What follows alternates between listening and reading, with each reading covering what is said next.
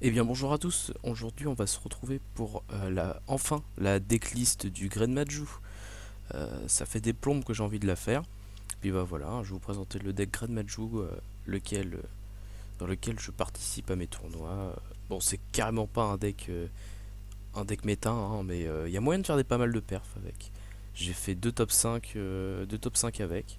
Donc je suis assez content et puis c'est un deck vachement fun à jouer qui a pas mal de moyens de remonter et de tempo. Alors, on va commencer par 3 graines Maju. C'est quand même la base du deck. Donc, ce monstre, ce qu'il fait, c'est que pour chaque carte que vous avez de banni, il va gagner 400 points d'attaque et de def. Donc, c'est un monstre de niveau 3 pyro, feu. Voilà, c'est tout con, mais c'est comme ça qu'il marche. Ensuite, malheureusement, pour en mettre que 2, c'est 2 visages nécro. Donc, visage nécro, dès que vous l'invoquez normalement, vous prenez toutes les cartes bannies de chaque joueur, vous la remettez dans le deck, vous les remontez dans leur deck respectif, et cette carte gagne 100 points d'attaque par carte qui a été renvoyée. Mais on va surtout l'utiliser pour son deuxième effet. Donc c'est lorsqu'elle est bannie, vous bannissez, chaque personne bannit les 5 cartes du dessus de son deck. Donc ça va surtout servir à augmenter la force de votre Grand Maju. Et aussi, donc son premier effet va surtout être utile en late game. Quand vous avez plus de deck, quand vous n'avez pas réussi à claquer votre combo, vous claquez un visage nécro, donc déjà il va monter à peu près 5000-6000 points d'attaque. Et vous allez reprendre toute votre ban dans votre deck. Donc ça permettra de recycler votre deck et recommencer votre combo. Sachant que la combo, vous pouvez très bien la sortir en un ou deux tours. Ensuite, ce qui va bien avec le deck, bah, c'est 3 vengeurs des millions. Parce que votre extra deck va être juste là pour les hitters. Donc le hitter, pour ceux qui ne savent pas, donc c'est un monstre qu'il faut sacrifier, il faut bannir 5 cartes minimum de son extra deck pour pouvoir l'invoquer.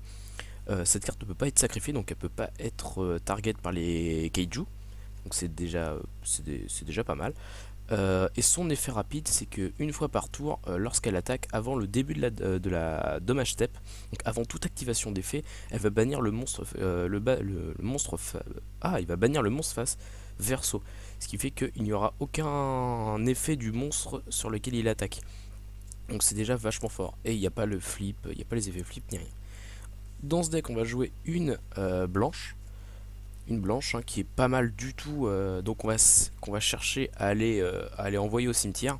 Donc on a Foolish pour ça, on a Furliche Burial, donc qu'on reviendra un petit peu plus tard. Donc cette carte elle va servir à quoi? Si vous avez dû envoyer votre visage nécro au cimetière ou qu'il est dans votre main et que vous pouvez pas la bannir, vous allez activer cet effet pour bannir cette carte de vos cimetières terrain ou main pour pouvoir l'invoquer SP. Donc ça servira aussi à target à negate les effets sur le board en effet rapide. Ça permettra aussi de faire une synchro parce qu'on n'a qu'une seule synchro utile dans ce deck. Et voilà, c'est déjà pas mal. Deux petites end trap ogre. Donc là, pas besoin de l'expliquer, hein, c'est assez. Tout le monde en joue des ogres. Donc c'est lorsqu'un monstre active un effet qui est déjà sur le board, un monstre en magie piège, hein, tant qu'elle était déjà sur le board quand elle active son effet, vous l'envoyez de votre main au cimetière et vous détruisez le monstre, mais vous négatez pas l'activation de l'effet. Ensuite, un petit illusionniste d'effet. Donc c'est un deck de 41 cartes, donc vous pouvez en jouer deux si vous voulez. Euh, Vous pouvez en jouer deux, hein. 42 cartes, c'est bien aussi. Deux petits gamme ciel. Donc nous, nos kaiju va être surtout là aussi, bah, comme leur habit, comme pour l'utilisation primaire, c'est pour envoyer un monstre au cimetière de votre adversaire qui vous fait chier, que vous pouvez pas passer. Et aussi va être surtout là pour le Maju, pour que donc ce qu'il faut savoir c'est que les decks adverses ils synergisent beaucoup. Genre, si vous attaquez, je prends par exemple dans Altergeist, avec la petite Altergeist niveau 2 là qui permet de renvoyer une carte Altergeist à la main et renvoyer un monstre à la main. Donc celle-là vous casse les couilles, mais monumentalement. Donc vous jouez Game Ciel dessus. Ou même l'Altergeist de niveau 5 là qui permet de negate les effets sur le board adverse. Donc vous jouez et vous tapez votre grade Maju dessus. De toute façon, votre Maju va monter à 12 000, 15 000, 20 000 points d'attaque. Donc c'est pas les 2200 qui vont lui faire peur. Donc un Game Mongoose, Go Mongoose. dans le même style. Une petite tortue électromagnétique. Donc ça c'est au cas où donc ça peut arriver que votre blanche fasse ban. Donc vous utiliserez le foolish dessus. Voilà, tout simplement. Pour tempo, 3 pendulés de combat. Donc voilà, hein. Donc c'est dès que votre adversaire déclare une attaque directe, vous l'invoquez spé sur le board et vous terminez la battle phase. Et il y aura une petite combo, enfin une toute petite, hein, je crois que c'est la seule combo de l'extra qu'on a avec cette carte. C'est que dès qu'elle invoque SP du coup sur le board, vous invoquez Linkuriboh dessus pour pouvoir tempo encore plus. Ensuite, je le prends dans le bon sens. Ensuite, on va jouer dans le même style 3 attaques de l'épouvantail. Donc dès que votre adversaire déclare une attaque directe, vous l'envoyez de votre main au cimetière, vous terminez la battle phase. Voilà. Donc, pour les monstres, voilà. Hop. Pour les magies, on va jouer 3 pots des désirs. Donc c'est dans le seul deck que je crois, il n'y a que dans ce deck où pot des désirs est rentable de A à Z. Parce que même son COS va vous arranger. Parce que vous bannissez 10 cartes. Votre deck de toute façon, dites-vous que même si vous bannissez des cartes importantes, vous avez les moyens d'aller les rechercher, ou même de recycler votre deck. Donc même le COS de 10 cartes va pouvoir monter à votre Grand Majou à 4000 points d'attaque. Donc déjà rien que ça c'est fort. Donc là j'ai 2 invitations des ténèbres, mais il y en a une qui doit être cachée quelque part. Elle est ici. Donc 3 invitations des ténèbres. Hop, 3 invitations des ténèbres. Donc vu que vous avez pas mal de monstres ténèbres dans votre deck, c'est pas mal. Et si vous avez visage nécro en main, vous pouvez bannir visage nécro pour la résolution de cet effet. Ensuite 3 sarcophages qui vont servir à surtout aller vous chercher vos visages nécro. Donc aussi une combo assez sympa, c'est que vu que vous bannissez pendant 2 tours, l'effet du visage nécro s'active. Ce qui fait que vous la bannissez pendant 2 tours et vous la récupérez dans votre deuxième standing phase après l'activation de cet effet. Mais vous bannissez 5 cartes et ensuite vous la récupérez, vous faites invitation des ténèbres, vous piochez 2, vous bannissez visage nécro et vous rebanne 5. C'est vachement fort, c'est super fort. 3 petits pots de dualité pour pouvoir redraw, enfin pour pouvoir faire votre main. On s'en fiche de la règle que vous ne pouvez pas invoquer spé, puisque dans votre deck vous n'invoquez quasiment pas spé à part blanche ou Linkuriboh, ou même les faut même que je relise parce que vous ne pouvez pas comme ça de tour parce que cette carte, ouais, donc je ne sais pas si ça marche sur les kaiju ou pas parce que c'est pas sur votre board, mais je crois qu'on peut pas. 2 petits Twin Twister. Donc c'est toujours sympa pour la PTMP, parce que quand vous tapez un monstre avec un monstre à plus de 10 000 points d'attaque, un petit cylindre ça fait chier, clairement. Même s'il y a toujours blanche, mais encore c'est pas toujours facile de la ramener sur le board. 2 petits RDD, donc cette carte n'est pas forcément jouée dans tous les Majou.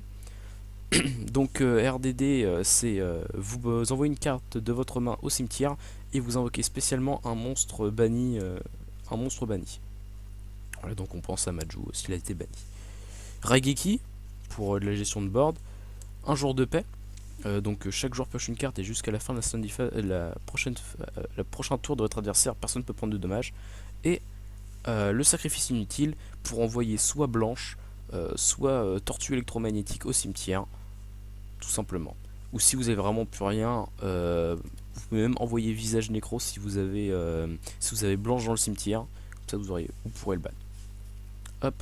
Et on joue pas de carte piège parce que c'est pas une version de Grand Majou qui est donc vous l'avez remarqué, il n'y a pas de fissure dimensionnelle ou même la carte qui vous donne 500 HP à chaque fois que vous bannissez une carte. C'est une version beaucoup plus offensive, donc vous n'allez pas jouer sur le long terme, vous allez vraiment jouer sur les 3-4 premiers tours.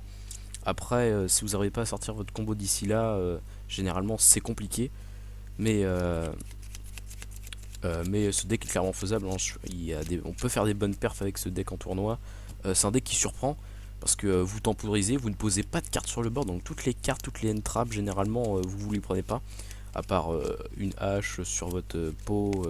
Et encore, c'est pas excessivement gênant, hein, parce qu'il suffit d'avoir un Grand Majou, il a déjà 4000. Le Majou, il faudra surtout le jouer, c'est au moment du finish, hein, quasiment jamais le jouer. Faut pas jamais le jouer si vous ne pouvez pas terminer votre adversaire. Gardez-vous bien à l'idée que l'effet de surprise fait quasiment tout, hein, parce que vous allez negate quasiment à tous les tours la battle phase de votre adversaire. Vous avez 7 cartes pour terminer la battle phase, plus Linkuriboh qui envoie un monstre à 0. Vous pouvez temporiser, hein, clairement, pas obligé de tout balancer vos cartes qui negate la battle phase. Vous pouvez tempo, genre, et après, bah, vous envoyez un gros Grand Maju à 12 000 et puis c'est fini. Donc, pour l'extra deck, donc là ça va être assez simple.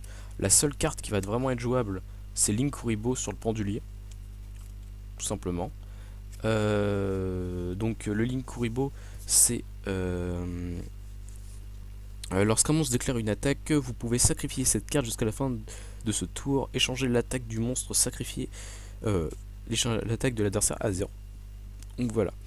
Donc votre pendulier a déjà tempo un tour, vous invoquez votre Linkuriboh, et bah, vous allez permettre à un monstre en plus d'avoir 0 au tour d'après.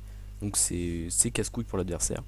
Et si vous renvoquez un autre pendulier de combat et qu'il est dans votre cimetière, son deuxième effet c'est un effet rapide. Donc vous pouvez substituer la carte de niveau 1 et la réinvoquer spécialement sur votre terrain. Donc il va utiliser son effet. Voilà. Et ensuite le deuxième seul jouable, c'est le dragon rose noir. Pourquoi dragon rose noir? Alors c'est parce que la seule carte que vous allez spé que vous pouvez spé en boucle, c'est blanche. Blanche qui est un niveau 4 et votre synthoniseur, donc ogre, est de niveau 3. Et si vous avez perdu le board, vous rasez exactement tout le board. Donc c'est... je l'ai jamais réussi à l'invoquer, hein, mais j'en ai pas vraiment eu besoin. Soit j'étais mort avant, soit j'avais déjà pété l'adversaire avant. Donc voilà, c'est tout con. Et ensuite, donc cela ça va être par rapport à notre side. Vous pouvez jouer que des cartes méta. Donc après ça va être au budget de chacun. Genre pour Assaut de l'air, pour Thunder Dragon qui risque d'arriver assez vite. Vous pouvez jouer la fusion Thunder Dragon. Vous pouvez jouer comment ça s'appelle, sur Gem Knight là, sur Invoquer. Vous pouvez jouer sur Sky Striker. Ça va être surtout pour votre side, donc on va passer au side tout de suite. Hop. Ça va être pour les 3 cerises que vous allez avoir en side. Donc cette carte est plus énormément jouée, mais ça peut retourner et ça peut bien casser les couilles. Ensuite 3 drôles en side, donc tout le monde connaît, hein, c'est juste quand votre adversaire pioche une carte sauf durant sa draw phase, il pourra plus piocher de tout le tour. Voilà. 2 appelés par la tombe, parce que vous êtes quand même vachement sensible au end-trap. Donc quand on va avoir un match-up genre BA, ouais BA, hein, c'est déjà assez casse-couille comme ça, et qui va jouer, qui peut potentiellement jouer une tonne de end-trap, remplacer les Twin Twisters par des appelés par la tombe, puisqu'il ne joue, à part Lumière de CK, il ne joue pas de carte magie. Ensuite Forbidden Calice pour negate l'effet d'un monstre adverse. Donc voilà, ça lui donne 400 en plus, mais vous s'en foutez, vous tapez à plus de 10 000. Ça peut très bien être remplacé par une tunique ou une lance interdite. C'est juste pour soit sécuriser votre Maju si vous utilisez la lance interdite, pour pas qu'il soit affecté par les cartes magie piège. Donc ça peut être plutôt pas mal, surtout pour les decks un peu rétro qui jouent cylindre ou des trucs comme ça. 2 barrières, là c'est à vous, vous pouvez quasiment jouer 3 même si vous voulez, en remplaçant un drôle ou autre chose, hein, ou une cerise. Donc barrière, c'est vous désignez un type de carte, donc rituel, fusion, synchro, exise, lien, pendule, ah non il n'y a pas lien, pendule, et jusqu'à la fin du tour aucune invocation spé peut être fait par le type de carte que vous avez dévoilé. Donc on pense à Thunder Dragon qui va arriver, donc vous dites fusion, il pourra pas faire de fusion, il va vous regarder en triple, hein, il va voir flou et puis il va passer son tour. On pense aussi à... ça peut être joué contre Sky Striker, contre Link, mais c'est pas tellement rentable. Contre Magicien Pendule, même si c'est énormément représenté, Magicien Pendule, vous lui negate carrément son tour, hein. C'est extrêmement casse-couille pour lui. Et enfin, pour tous les match-up qui ont un peu trop de pièges, genre on pense à Paléo, on pense à Altergeist, on a 3 décrets royaux. Donc voilà, pour bien casser les couilles. Donc voilà, je vous ai présenté ma petite decklist de Great Maju. Donc il performe pas mal, hein. Je fais pas des résultats extraordinaires, mais déjà arrivé à un top, il peut prendre contre des Sky Trackers grâce au Keiju. BA contre BA c'est très compliqué, hein, puisqu'il floute tellement de board, et puis avec ses blanches qu'il a au cimetière c'est très compliqué, c'est un match-up extrêmement défavorable. Contre Paléo c'est jouable, contre Altergeist c'est jouable aussi, même s'il faut... Après c'est contre quoi vous rencontrez le plus, hein, puisque les décrets vous les jouez en side, vous pouvez les jouer en main deck, mais ça va être plus souvent, vu que Sky Striker est le plus représenté du format, ça va plus souvent être un handicap qu'autre chose. C'est pour ça que je préfère mettre les Twin Twister en main deck. Après, les autres decks méta, après, voilà, c'est au goût de chacun, c'est par rapport à ce que vous voyez le plus. Donc j'espère que cette petite decklist vous aura plu. Je pense refaire une vidéo plus détaillée sur les match-ups, parce que c'est vraiment un deck que je saigne depuis plusieurs années. Sans mentir, ça doit faire au moins 3 ans que je le joue. Et je joue vraiment que ça. Que ça, que ça. Je ne sais jouer que ça de toute façon. Et, euh, et voilà, donc j'espère que cette vidéo vous aura plu. N'hésitez pas à laisser un gros pouce bleu. D'ici la semaine prochaine, je pense que la vidéo sur les match-ups sera sortie. N'hésitez pas à faire les retours, à partager, à aimer. Et moi, je vous dis à la prochaine. Salut.